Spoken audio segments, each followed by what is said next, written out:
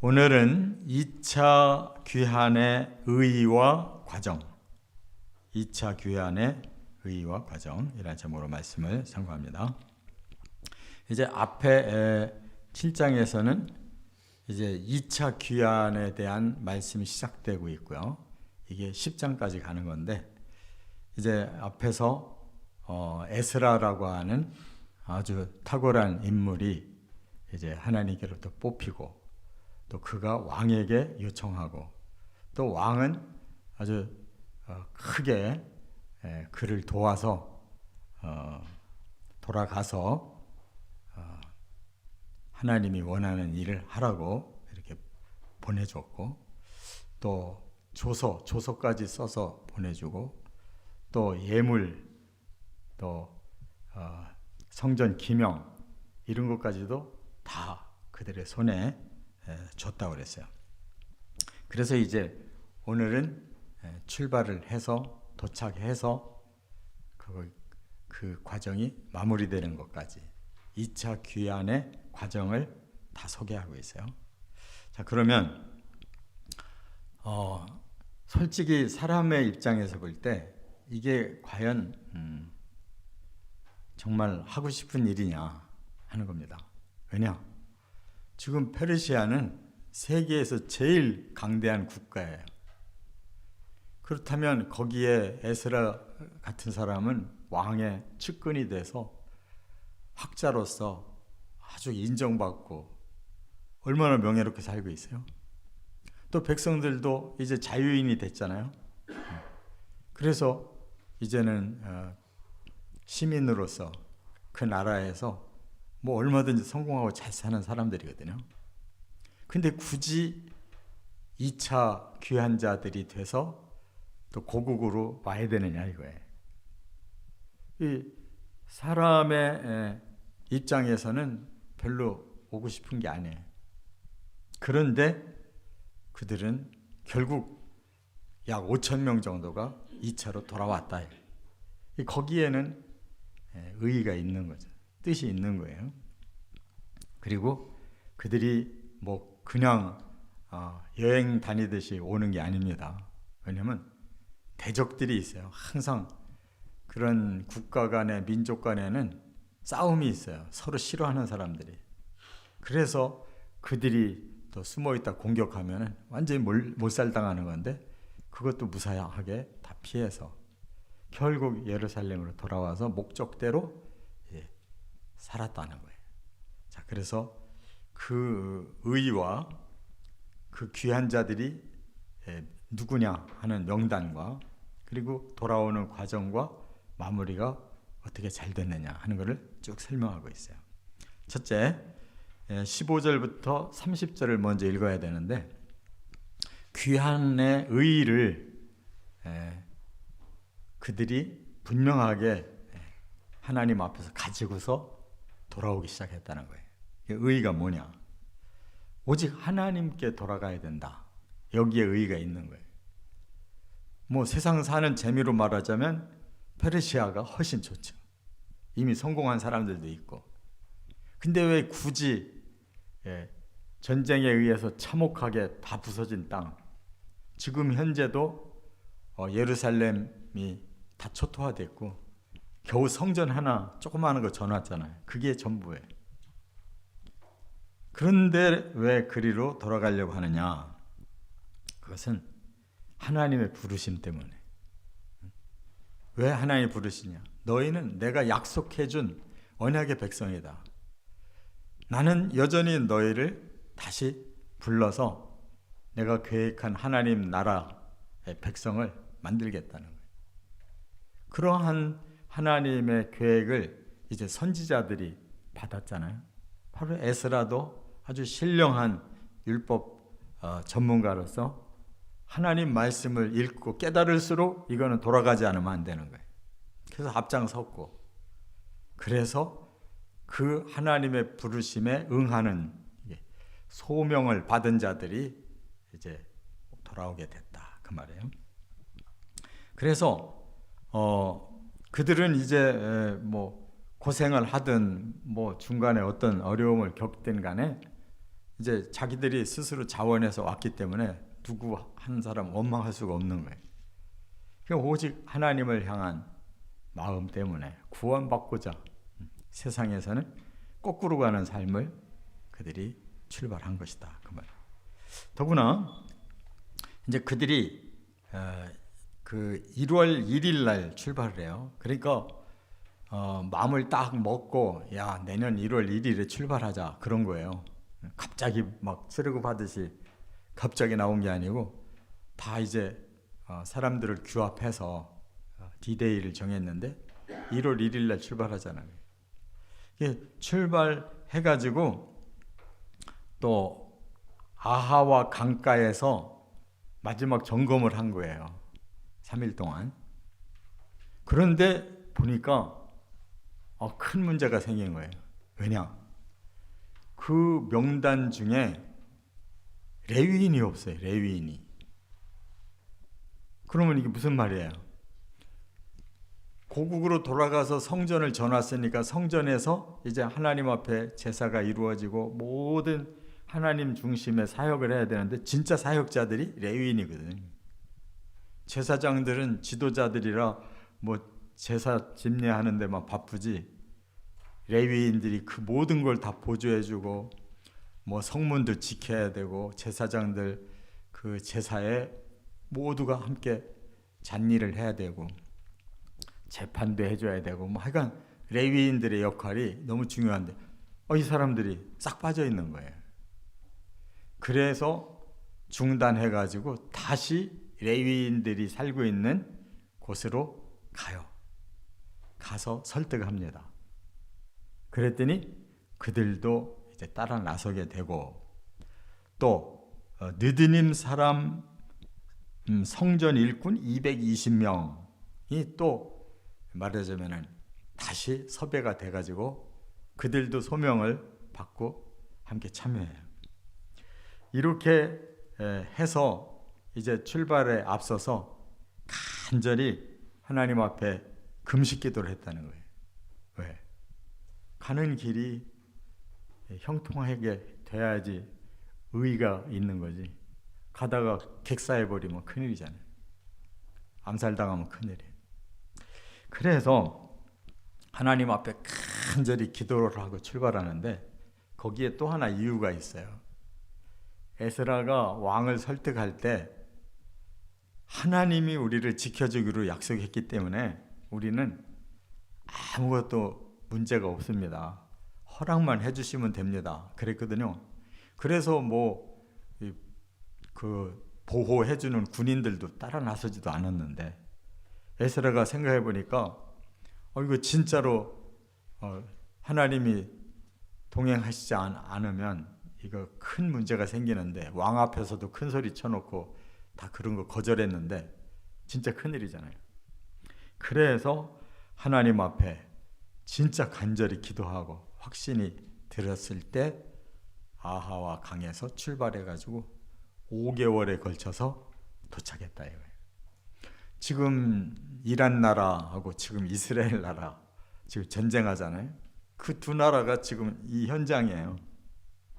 그러니까 이란 나라에서 이스라엘로 출발했다. 지금 같으면 비행기로 가면 뭐 잠깐이면 가잖아요. 그런데 5개월 걸렸다는 거예요. 왜 그랬을까? 거기에 아이들도 있고 또 잠도 자야 되잖아요. 그러니까 그런 것을 다 이렇게 따져보면은 하루에 6시간 정도는 계속 걸어야 되는 거예요. 저녁 때 되면 자야 되고 아침 되면은 다 아이들까지 이렇게 깨워서 먹여서 6시간 정도를 계속 가면 얼마나 힘들겠어요. 그걸 5개월을 해가지고 갔다는 거예요. 그러니까 여러분 천국 가는 길이 그렇게 만만한 게 아니잖아요. 여기가 훨씬 살기 좋고 적당히 죄도 져야 자기 원하는 거를 막 쉽게 얻지. 천국 가기는 어려운 거잖아요. 의롭게 살아야 되고. 그런데도 이들이 간 것처럼 우리가 천국을 꼭 가야 되겠다고 할 때는 거기에 모든 이유가 있기 때문인 거예요. 그만큼 희생이 돼야 되고 그만큼 힘든 고통을 참아야 되는 거예요. 믿으시 바랍니다. 이렇게 이 땅에서도 하나님 앞에 가기가 이렇게 힘든 건데 우리가 하나님의 나라에까지 가겠다는 게 쉬운 게 아니라 이 그들의 귀한의 그 목적, 의의가 중요했던 것처럼 우리도 천국에 들어갈 그 목적, 의의가 중요한 거예요. 자, 두 번째 1절부터 14절에 보니까 이제 귀환자들의 명단이 쫙 소개가 돼요. 그래서 항상 성경에는 그 족보가 중요하거든요. 그 계보가 중요해요. 왜 그러냐면 뿌리를 찾는 거예요. 뿌리. 그래서 뭐 항상 언약 그러면 아브라함부터 시작해가지고 이삭에게 주고 야곱에게 주고 또 12지파에게 주고 그 속에서도 메시아 계보는 유다 지파에서 나오고 그런 뿌리를 하나님이 굉장히 중요시 여기듯이 여기서도 귀한 자들 명단 일일이 다 그들을 조사해서 명단을 짜가지고 한 건데 여기에 보면 제사장 계보가 나와요. 제사장 엘르아살과 이다말 그 두 사람, 그러니까 아론의 셋째 아들, 넷째 아들만 명단이 있어요. 첫째, 둘째는 그냥 일찍 죽어가지고 계보가 없어요. 그래서 그 제사장 계보 제일 먼저 다 따져서 적어놓고 또 다윗 왕손, 다윗 왕은 굉장히 중요한 왕이에요. 하나님 메시아 예언을 주고 그 자손에서 아브라함과 다윗의 자손 바로 메시아가 와야 되기 때문에 그 계보를 또 잘 파악해서 그러니까 족보를 확실하게 만들어서 떠났다 그 말이에요. 그래서 또 일반 백성들도 12지파로 계보가 나눠져 있잖아요. 이제 그 중에 없어진 지파들도 있겠지만 그래서 다 합해 보니까 그 대표들이 1496명이에요.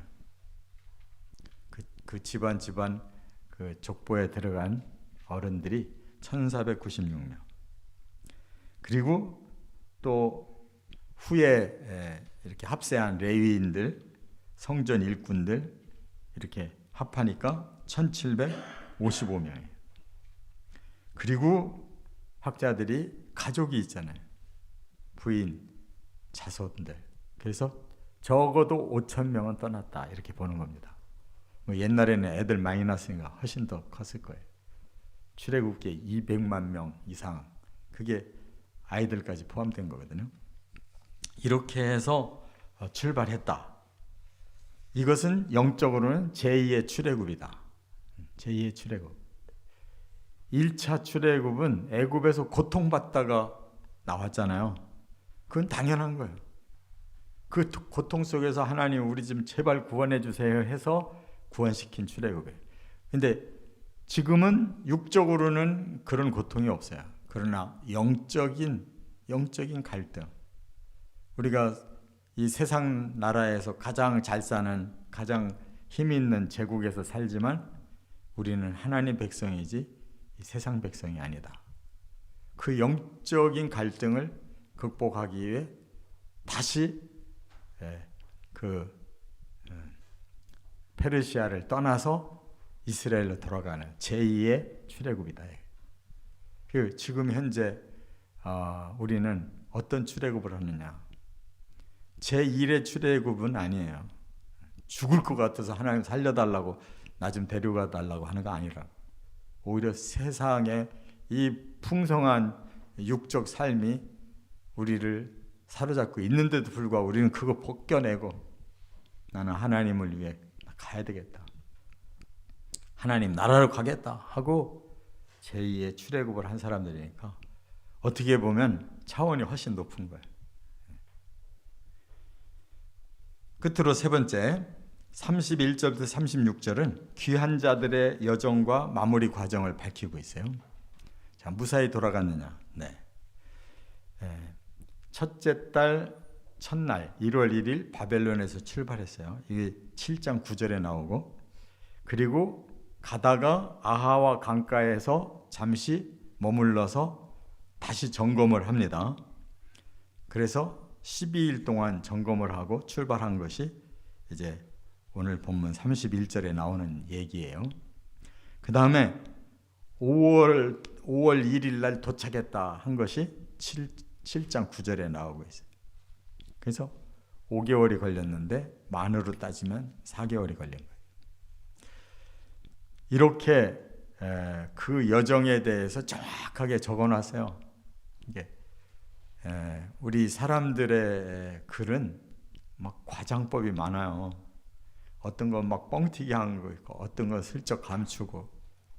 근데 성경은 이렇게 정확하게 해놨어요. 그 사실 여부를 정확하게 했어요. 그래서 우리가 추정을 해보건대 그 여정이 어려운 여정이었다 하는 거. 또 하나, 하나님께서 기도를 들어주셔서 그 악한 자들이 매복해 있는데 그들을 피해서 살아나서 끝까지 갔다 하는 얘기. 이런 것을 전부 이제 말씀을 하고 나서 끝에 가서 역시 도착하고 나니까 1차 귀환자들하고 똑같은 일을 했어요. 어떻게? 하나님의 제단 앞에 나가서 번제와 속죄제를 드렸다. 그러니까 우리의 마음은 하나님 앞에 항상 더 충성하고 하나님께 더 영광 돌리겠습니다. 이 마음이 우리에게 예배가 돼야 되고, 또 하나는 우리는 그동안 살면서 죄를 많이 졌습니다. 하나님 저희들의 죄를 다 좀 씻어주시고 용서해 주세요 하는 속죄제가 있어야 돼요. 교회 나오면 이 두 가지 마음이 있어야 돼요. 오늘 하나님 앞에 예배드리러 나온 것은 하나님 앞에 충성스럽게 살겠다고, 하나님께 영광 돌리겠다고 나온 것이고, 또 우리의 죄를 하나님 앞에 다 고해서 깨끗하게 씻고 새 마음으로 나가라고 예배드리는 거예요. 그게 정신이란 말이에요. 할렐루야. 그래서 이제 마지막으로 에스라가 가지고 온 공문이 있어요. 그 뭐예요? 왕이 공문을 써줬잖아요. 그래서 너희가 바사 제국에 어떤 곳에 가든 다 식민지고 다 거의 지배하는 곳이니까 공문만 보여줘라. 그러면 다 협력을 해준다. 그래서 에스라가 그 주변에 말하자면 여러 속국들이 있잖아요. 거기다 다 공문을 보내요. 그래서 우리는 왕이 이렇게 보내서 돌아온 사람들이니까 당신들은 우리에게 다른 생각 가지면 안 된다. 동등하게 우리가 잘 살자. 이렇게 공문을 다 보냈다 그랬어요. 그러니까 참 이상한 것이요. 이렇게 해서 페르시아에서 1차, 2차, 3차까지 이스라엘 백성들이 바벨론에게 망했다가 이렇게 돌아와서 이스라엘로 돌아왔었거든요. 근데 그들이 다시 또 타락하니까 로마 시대 때 하나님이 다시 예루살렘, 이스라엘을 멸망시키잖아요. 그리고 이제 종말이 다 됐는데 이스라엘이 지금 굉장히 육적으로 부흥을 했어요. 그래가지고 과거의 페르시아를 지금 집중 공격해가지고 다 부서뜨리고 멸망시키려고 그래요. 근데 육적 이스라엘이기 때문에 지금 생각이 왔다 갔다 하는 거예요. 이렇게 고마운 나라가 어디 있었어요? 이스라엘 끝장날 뻔했는데 페르시아 때문에 과거에 그 페르시아가 살려줬단 말이에요. 근데 지금 완전히 멸망시키려고 그래. 이런 사탄의 전략에 이스라엘이 지금 완전히 사로잡혀 있어요. 그러니까 자기들이 핵폭탄 맞을 때가 이제 오게 될 거예요. 그때 마지막 회개의 기회예요. 저 사람들이 지금은 세계에서 떵떵거리는 힘을 가지고 있는데 폭삭 망하는 날이 오는 거예요. 끝까지 육으로 갔기 때문에 끝내 7년 대환란에 그들이 표적이 되는 거라고. 깨달으시 바랍니다. 뭐 지금 세다고 센 게 아니에요. 진짜 마지막에 센 자가 돼야 되는 거지. 그들은 순교를 각오하고 예수에게 돌아와서 마지막 구원받을 자들이, 남은 자들, 바로 이 고목에 싹이 다시 피잖아요. 그 과정에 그들이 마지막 살 수 있는 기회가 남아있는 자들이라는. 그러니까 여러분들, 이스라엘 저 강대국 됐다고 부러워하지 마세요. 영적으로는 가난하고 헐벗고 끝장날 자들인데 지금 저렇게 아무것도 모르고 저러고 있는 거예요. 성경을 제대로 알면 다 그들이 운명이 변하는 것을 눈에 보게 된단 말이에요. 미래를 보시면 알아요. 너희들이 이스라엘을 보고 하나님의 정말 징조를 깨달아라. 그들이 세워놓은 성전에 적그리스도가 들어가서 드리지 못할 제사를 드릴 때가 돼. 그걸 보거든 이제 환난이 본격적으로 시작됐다는 거 깨닫고 피해라 그랬어요. 부녀들은 불행하다 그랬어요. 왜? 갑자기 무서운 전쟁이 일어나기 때문에. 산으로 도망가라 그랬어요. 그 안전지대가 어디 있어요? 핵폭탄 앞에. 그러니까 하나님 말씀을 그냥 띄엄띄엄 알지 마시고 창세기 1장부터 계시하신 그 하나님이 계시록 22장에 그 계시를 마감하실 때에는 뜻이 계실 거 아니에요. 그 핵심을 깨달아야 될 거 아니에요. 띄엄띄엄 읽다가 아무 뜻도 모르고 아니 나는 어떻게 가야 돼, 어떻게 살아야 되나, 이런 방황하는 인생이 되면 불행한 거잖아요. 끝이 다가올수록 말씀을 꼭 붙잡으시기 바랍니다. 다른 방법이 없어요. 제 아무리 세상 지식이 높아도 하나님의 말씀밖에는 진리가 없어요. 우리가 뭐 믿고 제가 목사기 때문에 이렇게 강조하는 게 아니라 솔직한 양심으로 이 책이 없으면 안 되는 거예요. 우리는 죄를 해결해야 되고 목적지를 알아야 되기 때문에 여기밖에는 그 말씀이 없어요. 계시밖에는 없어요. 정말 2번, 3번 강조하는 거 제가 욕먹을 것 같은데 할 수 없어요. 진짜 말씀을 드리는 거니까 정말 진짜로 받아들이시고 앞으로 말씀을 정말 가까이 하시기를 주의 이름으로 축원합니다.